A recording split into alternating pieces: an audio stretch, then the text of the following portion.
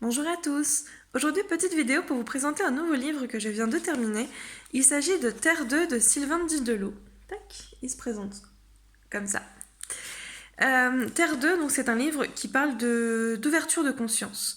Et quand la conscience change toutes les règles. Donc en fait, c'est un livre qui nous projette dans une centaine d'années.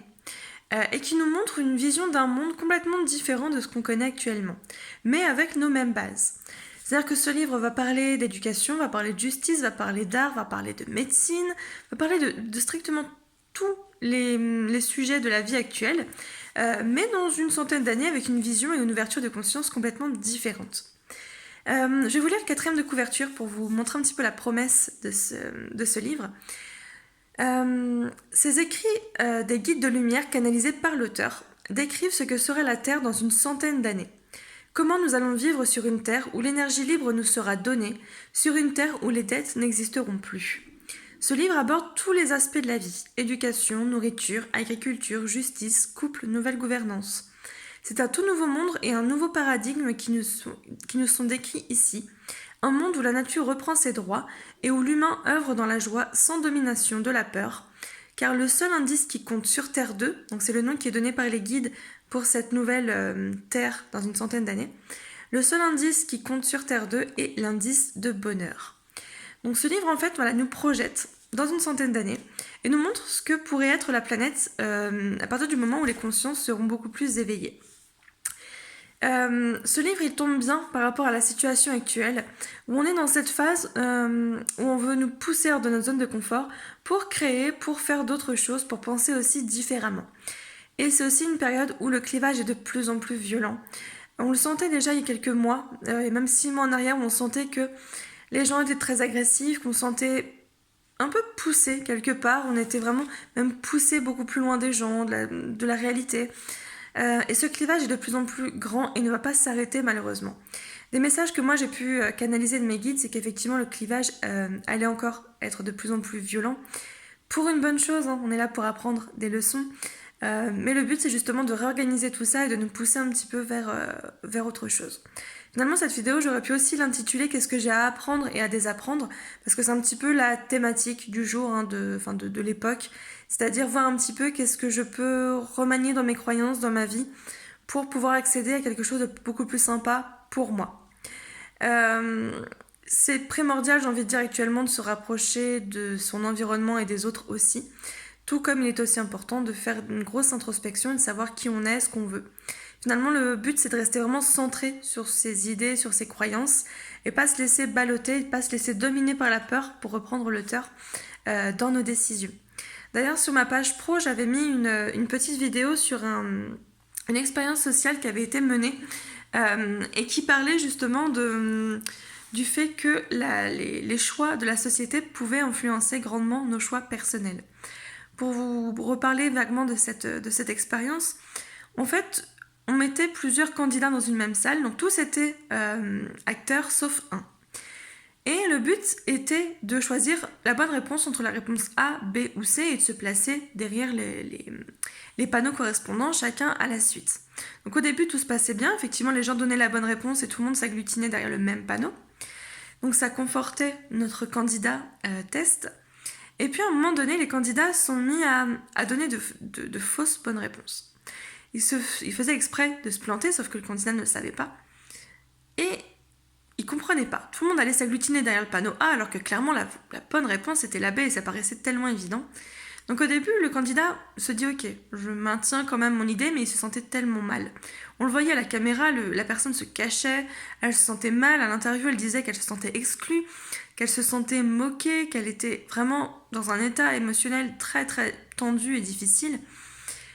Mais voilà, la personne se maintenait quand même dans ses réponses. Et au fur et à mesure du test, à peu près 30% de ses choix ont été influencés par la majorité.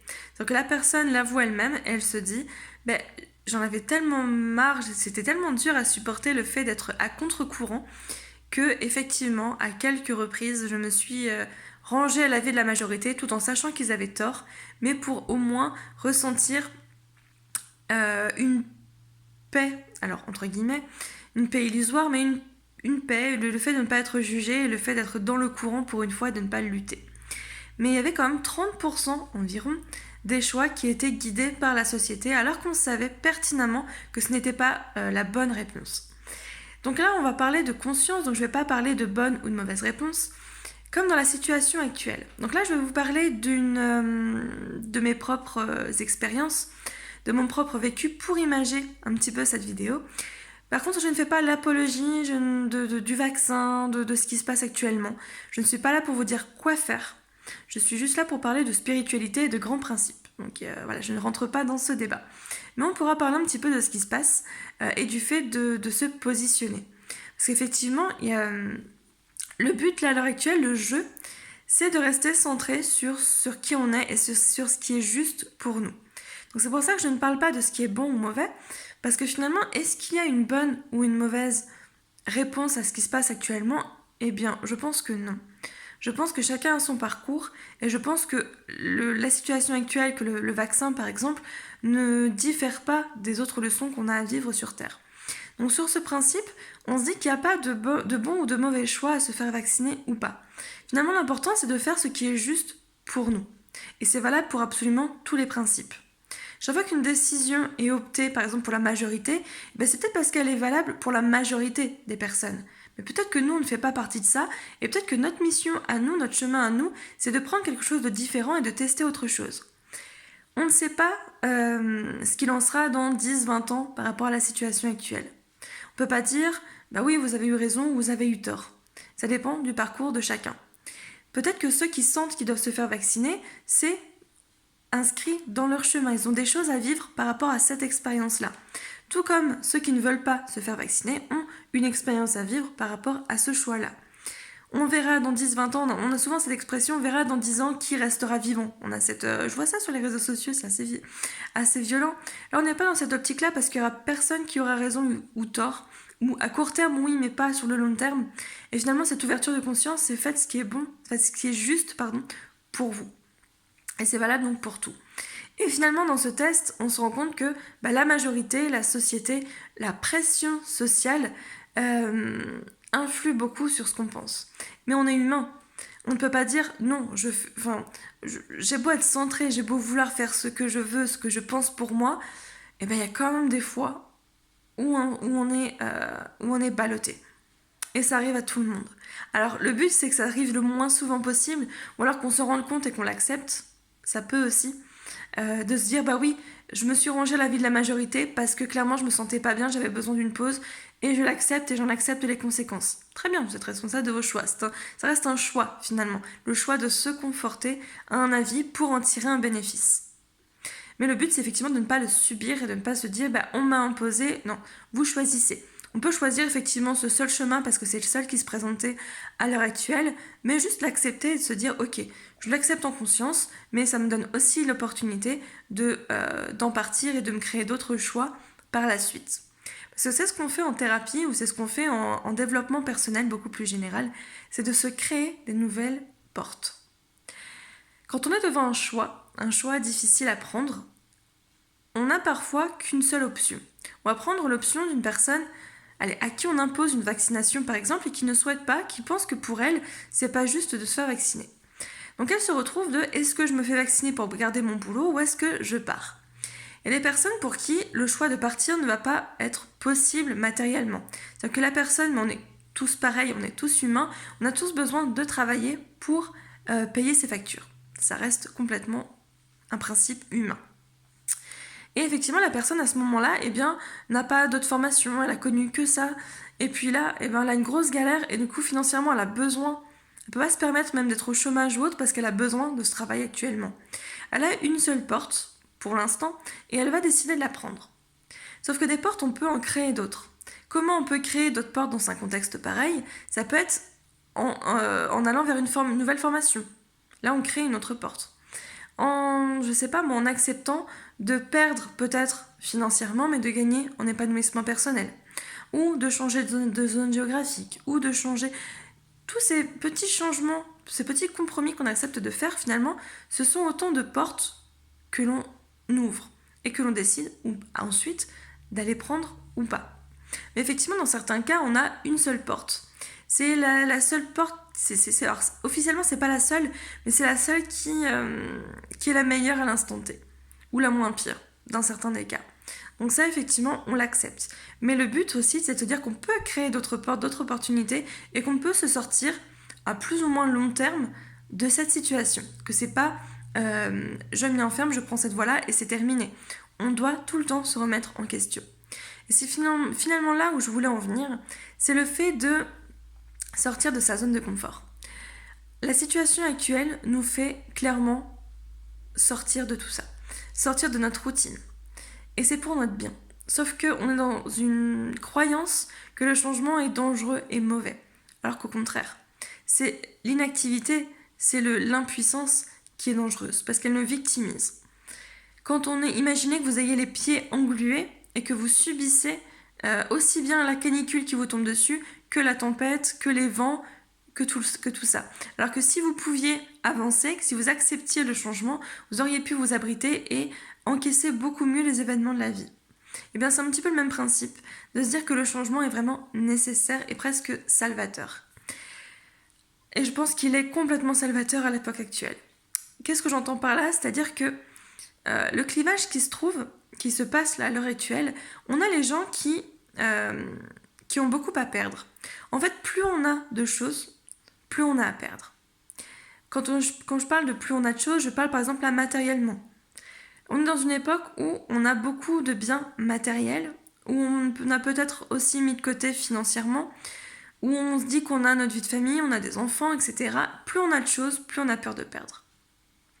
Et plus on peut rentrer justement dans des comportements d'avarice ou quoi que ce soit, parce que justement, plus on a peur de perdre, plus on a peur du manque, plus on essaye d'avoir plus tout le temps.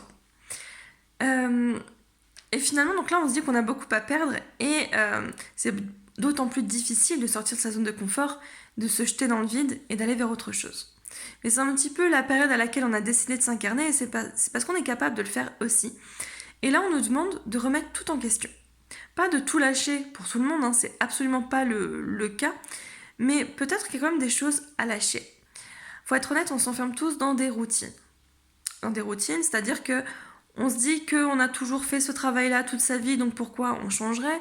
On se dit qu'on est avec un tel depuis 20 ans, c'est plus le moment de partir, et puis ça se passe pas trop mal, et puis voilà, on s'enferme dans cette routine. Et on se dit que ça a toujours été comme ça, donc il n'y a pas de raison que ça change. Eh bien pourquoi pas? Et si on décidait de changer les choses? Si on décidait de désapprendre des choses pour pouvoir en apprendre de nouvelles? J'aime mon boulot, imaginons quelqu'un qui est dans cette optique-là, mais la personne sent qu'elle en a fait le tour, qu'elle a envie clairement d'explorer autre chose. Eh bien j'invite cette personne à faire ce dont elle a envie. La routine, elle était bien à l'instant T, avec ce qui était bon pour nous à un moment donné. Sauf que peut-être que le lendemain, ou une semaine après, ou un an après, ou 10 ans après, cette routine-là ne nous convient plus. Et c'est important de remettre le nez dedans souvent.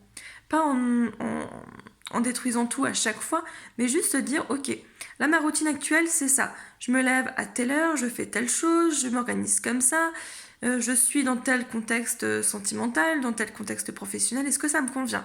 Oui? Ok. Ah non, il y a un petit point là, je me sens pas bien, je vais le changer. Ou alors on arrive à un point où on a un peu zappé tous les signes, on se rend compte que plus rien ne va et on se remet à zéro. Mais ça se change continuellement. Pour prendre un exemple, moi je suis à mon compte et j'avais pris cette routine de garder mes matinées pour faire toute ma compta, pour bosser mes formations, pour faire des choses privées, etc. et concentrer mes consultations sur l'après-midi. Ça m'a convenu comme ça pendant un temps et je me suis rendu compte à un moment donné que mon corps n'arrivait plus à suivre parce que le fait de tout condenser en fin de journée, je dormais très mal et très peu. Et au fur et à mesure, une fatigue s'est installée, une fatigue physique, émotionnelle, et ça a été très compliqué. Et je me suis rendu compte aussi que j'avais besoin de sortir un peu plus et de faire d'autres choses plus manuelles et à l'extérieur. Chose que je n'avais pas envie et besoin il y a quelques temps auparavant. Donc j'ai remis le nez dans ma routine quotidienne et je me suis dit, ok, là j'ai besoin de telle chose, donc concrètement je peux le faire à tel moment, et j'ai changé mes horaires.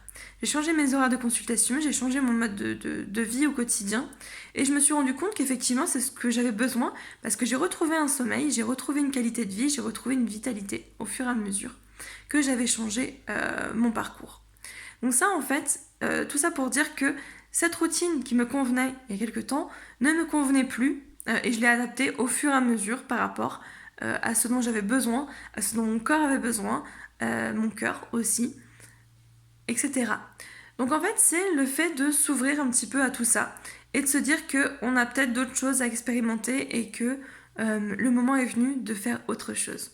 Et cette période, elle est géniale pour ça. Cette période, elle nous dit, allez, sortez un petit peu, regardez ce qui se passe. Regardez si ça vous donne envie, regardez ce que vous avez envie d'introduire en plus dans votre vie, ce qui suppose de lâcher aussi certaines choses.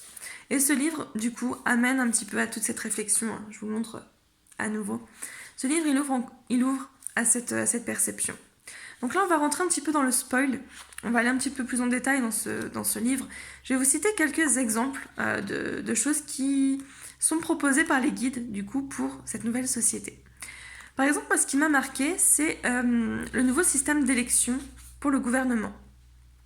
Actuellement, on est sur un système de vote. Alors, est-ce que les votes sont toujours ce que l'on souhaite ? C'est pas sûr. C'est même souvent stratégique. On se dit, je vais voter pour tel candidat pour contrer un autre. On l'a vu. Par exemple, je vais voter pour Emmanuel Macron, par exemple, pour contrer le Front National. On vote pour quelqu'un pour empêcher une autre de monter. Ou on se dit, je vais voter pour telle majorité. Ou au contraire, je ne vais pas aller voter parce que tout le monde va voter un tel et mon vote ne changera rien. Il y a une grosse part de stratégie dans tout ça et au final, on ne vote pas en conscience. Ce qui est proposé dans le bouquin, c'est de voter par vibration. Vous savez que chaque corps humain, animal, végétal, etc. émet des vibrations. Et en fait, le principe, ce serait de voir la couleur en fait, de chacun, la couleur de la vibration de chacun. Par exemple, un tel va vibrer rouge, un tel va vibrer bleu, etc. Et on fait une moyenne, on fait une couleur moyenne de toutes ces vibrations. On obtient donc une couleur. Et on va aller chercher la personne qui se rapproche le plus de cette couleur. Parce que finalement, cette personne qui sera élue va correspondre réellement aux besoins et aux vibrations des gens de son pays ou de sa ville, ou selon si on fait des élections au niveau de la ville, au niveau communal, au niveau départemental, au niveau du pays, etc. Donc, ouais, ce serait un système de vibration. Et finalement, ce serait... Voilà, on resterait dans une majorité, parce qu'il y a effectivement des personnes qui vibreraient moins ou plus, mais on s'accorderait à une vibration. Ça, c'est un exemple que j'avais beaucoup aimé, en fait, dans ce bouquin. On parle aussi de libre arbitre. Et quelque chose qui m'a marqué aussi, c'est le fait de travailler. Dans 100 ans, on ne dira plus je vais travailler, mais je vais œuvrer. En fait, le principe qui est énoncé, c'est une vie où chacun aurait un minimum social, donc qui correspondrait à un RSA par exemple, sous forme de points, où finalement il n'y aurait pas vraiment d'argent, parce que chacun aurait sa maison, chacun aurait tout ce qu'il veut dans la mesure du raisonnable et chacun pourrait échanger les choses dont il a en trop par exemple pour donner un tel, rendre un service, enfin, voilà. Ce sera un petit système de troc finalement qui reviendrait. Et on n'appellerait plus ça travail, qui est synonyme de souffrance, même quand les guides en parlent. On parlerait d'œuvre. Finalement, au niveau de l'éducation, on éduquerait les enfants à la sagesse aussi. On les inviterait à choisir des matières qui leur plaisent par rapport aux formations qu'ils veulent atteindre. Et il n'y aurait pas de limites. Il n'y aurait pas non plus de « t'as tel âge, tu dois être à tel niveau ». Chacun évoluerait à son niveau. Et quelqu'un qui aurait 40-50 ans pourrait revenir à des études sans aucune contrainte. Et il y aurait des guides, un petit peu comme je propose par exemple en consultation, on appelle ça des voyants, des thérapeutes, etc., qui aideraient ces personnes-là justement à trouver ce qu'elles sont venues faire sur Terre. Donc finalement, ce serait plus un travail dans le sens alimentaire, etc. Ce serait vraiment une œuvre, une mission de vie qui vous serait un peu dévoilée et donc tout le monde vous mettrait à disposition ce qu'il faut pour y arriver. Donc c'est pour ça qu'on parlerait d'œuvre, sachant que chacun pourrait œuvrer dans un volume horaire qui lui correspond, par rapport à ses envies, par rapport à sa famille, par rapport à son physique. On serait vraiment dans un libre arbitre. L'auteur nous dit, mais sans un système comme ça, effectivement, il y a eu des couacs dans les débuts, et on pourrait penser que la majorité des gens ne feraient rien. Vous dites aux gens, là actuellement, on vous donne un minimum vital, on vous donne tout ce que vous voulez, vous n'êtes pas obligé d'aller œuvrer, d'aller travailler. On se dit que les gens resteraient chez eux. Effectivement, il y a une partie, il y a 20% dans cette nouvelle planète qui reste effectivement à ne rien faire. Mais dans cette société où les consciences ont changé, on est surpris de voir que les gens ont envie de participer. À l'heure actuelle, on a moins cette envie parce que le travail égale souffrance. J'exagère, mais voilà, ça reste une contrainte. Métro, boulot, dodo, elle vient bien de quelque part cette croyance. Donc, vu qu'aller travailler est une contrainte, on se dit si on me permet de ne pas travailler, là clairement, j'ai donné, j'ai été assez dans cette contrainte, du coup j'arrête là. Alors que au fur et à mesure en fait, en disant que finalement on n'a plus de contraintes, eh bien les gens sont ouverts à revenir à certaines bases. C'est plein de principes comme ça qui sont évoqués dans ce bouquin, j'irai pas plus loin, je vous laisserai clairement découvrir ce qui se passe. Mais on voit un petit peu tout ce qui se passe au niveau de la justice, de l'art, au niveau de l'agriculture, de la nourriture. Absolument tout ce qui nous concerne humainement est repris dans ce bouquin, de manière très simple. Et ça nous permet de nous projeter, de voyager un petit peu dans ce que pourrait être Terre 2. Sans nous mettre ces idées-là dans la tête, vraiment prenez ce qui vous plaît, ce qui vous parle, mais ça permet d'envisager d'autres choses. Et finalement, il y a même une introduction qui dit que on pense que tout seul on ne fera rien. Eh bien, pourquoi pas? En fait, on se dit que chaque action qui est faite influe de toute façon sur notre environnement et sur les autres. Donc si vous faites quelque chose à votre échelle, ça aura forcément un impact. Mais le plus grand impact que ça aura, ce sera sur vous, sur votre évolution. Et plus vous allez évoluer, plus vous allez faire évoluer aussi. Donc ça aura de toute façon un effet papillon. Mais clairement, faites les choses pour vous à votre niveau. Si vous sentez que telle chose est bien pour vous et juste pour vous, faites-le.